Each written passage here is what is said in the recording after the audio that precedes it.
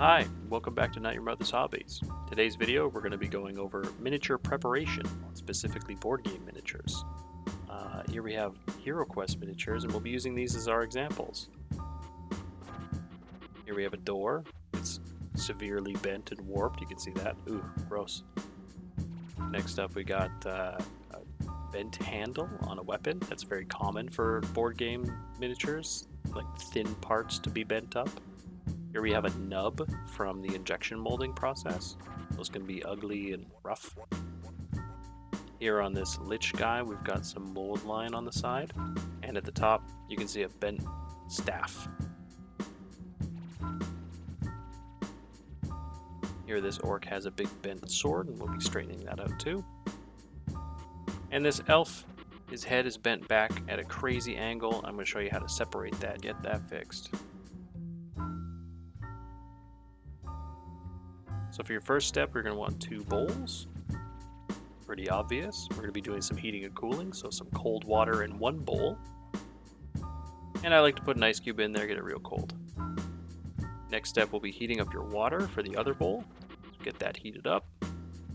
Pour that water out.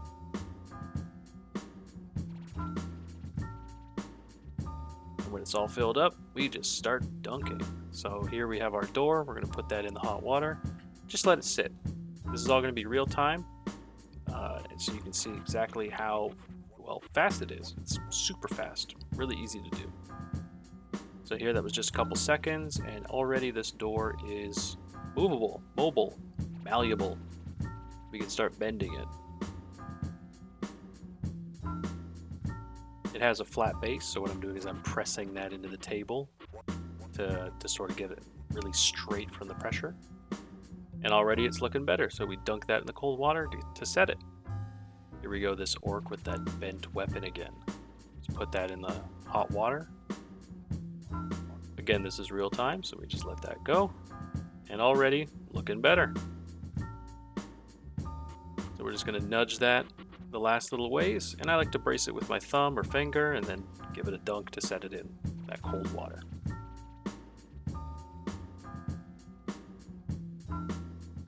All done. Looking better.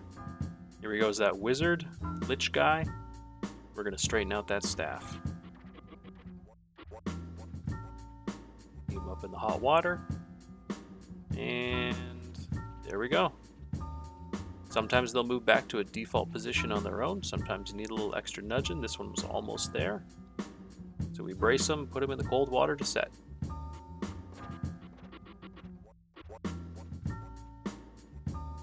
Look at that, all straightened out.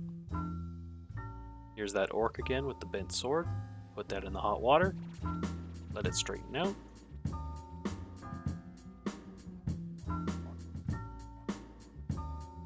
Just takes a couple seconds, look at that. And nudge it the last little way. Brace it, and put him back in the cold water to set.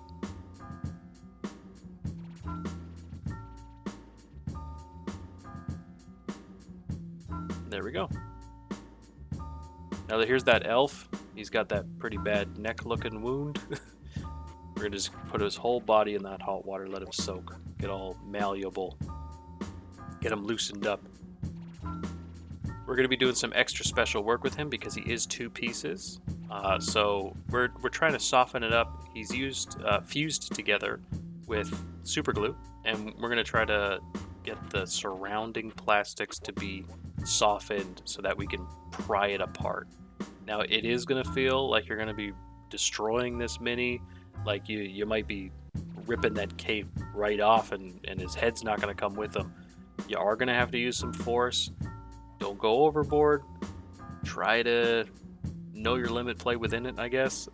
It's really a feel sort of thing, so you are going to have to kind of do it on your own and try it by feel. So this is after about 5 times of dipping him, prying him apart. Of course, the plastic, it cools off, so it's going to get hard again, and you're going to have to throw him back in there. So this is after 5 times. We're prying him apart. You can see how far separated we've gotten it, and we just keep going, keep going, keep going. And boom, there we go, separated. Now we can set them up for the next part. So green stuff. We're gonna have a cutting board, just like a clean area, a knife, some pliers, and some green stuff. And so we're gonna put a little blob of green stuff back there, fuse them together real good. We're gonna cut the nib off so that we can set his head where we like it, or where I like it. I don't like the leaning back look, so I'm gonna address that and adjust that to make him more standing straight. So we're gonna cut off a little more of that nub here, clean it up for a smoother fit. Just be careful of your knife. Safety first. Try to cut away from yourself. This is a pretty dull knife. It's my oldest knife. I just use it for everything. I have a lot of experience with it. Line it up. Check your fit. I need a little extra work there, you can see, but we're getting there. So here's some extra cleanup. We're doing it inside where the nub would go, just getting some of that extra glue out, freeing up some space in there. And then we'll do another test fit. There we go, line it up.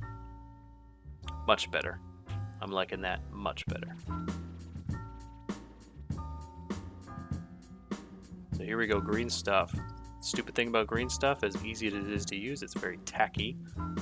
So you want to watch out for that. But more importantly, the center line of this green stuff can sometimes cure and get really hard. So what you want to do is separate that. You want to cut that center stripe out for however much you're using.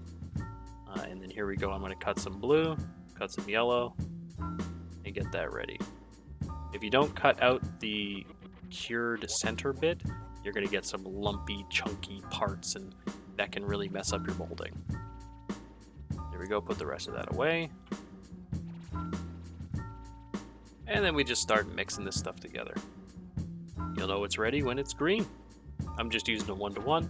That's usually what I do. I don't do a lot of sculpting, so I don't really have a preference. I know some people do. I do not. Just mix it all up until it's a little green ball. Set that aside. We want it to cure a little bit, so maybe like 15, 20 minutes later, come back. Here we are. Got some water. That's just because the tackiness, right? We want to make sure that we're using this right. Not having it stick to our fingers, getting all smushy and messing up what we're doing. Here we are. We're just going to stuff this little ball. Make it a little littler. We'll stuff the littler ball into that hole there. And there we go. Mush it in there. Now I do have a little sculpting tool here. Dip it in the water so it doesn't stick and mess up all our work. And then of course work off camera so you can't see it. But what I'm doing really is I'm just smushing it in there. There you go, you can see better now. Just smushing it in there, smashing it in there.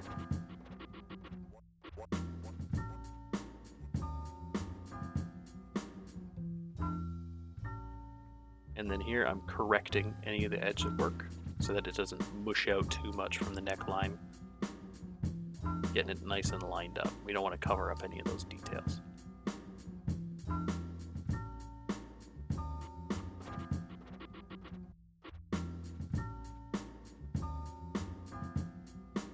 Alright, now we take our headpiece or our other piece and we smash it in there, line it up. Set it in there. You can see it's squeezing out a little bit of that green stuff, but that's okay. That's what that knife is for later. Here we go. Getting it right where we want it. Now that knife is coming in handy. We're going to cut away that excess. Just be gentle, clean it up, because it is still soft. It's not cured completely yet, right? It takes a couple hours, about a day in total. But either way, it's going to be really soft still, so you want to be careful not to push it out. But there it is, all cleaned up.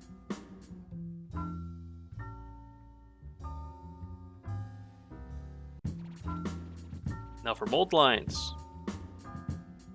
That staff is all straight. Mold lines, we're going to be doing some scraping. There are scraper tools out there. I don't like them. I think they're a waste of money. They're good for kids. Definitely, that is a plus if you have kids who are doing these. They're good for them because they don't have sharp edges. But we're just going to use the side of a knife. So there was no nib on this one to cut away, but we do have a mold line we're just going to gently scrape and take down a bit.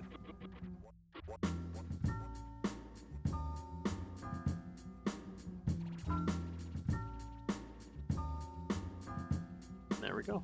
Oh, he had a little bit of a old line nib on the side there. Cut that off.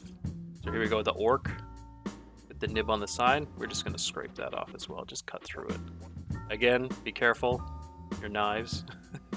This is a dull one, very dull. It's very old, but it's good for this kind of like scraping and, you know, grating off detail.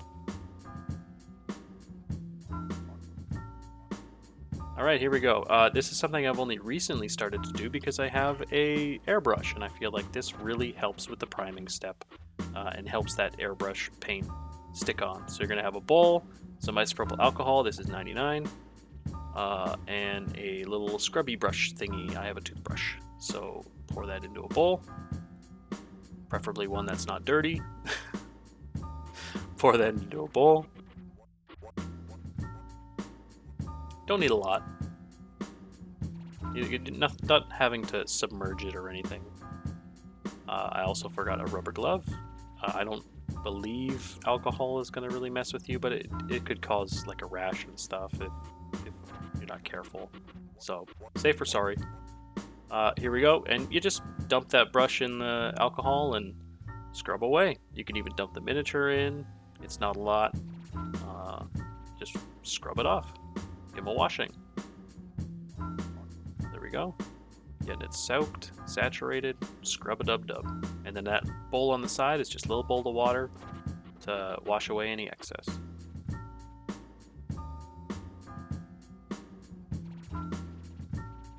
There you go. See this magically appeared towel? That's for setting them aside to dry. And you're all done.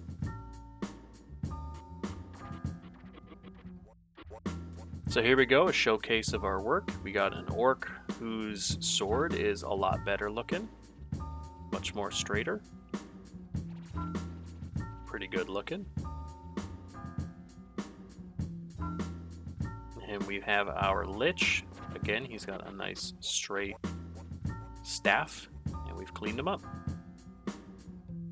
Here we go, our orc with the nubs. She's got a straight weapon, all cleaned up. And here's our elf.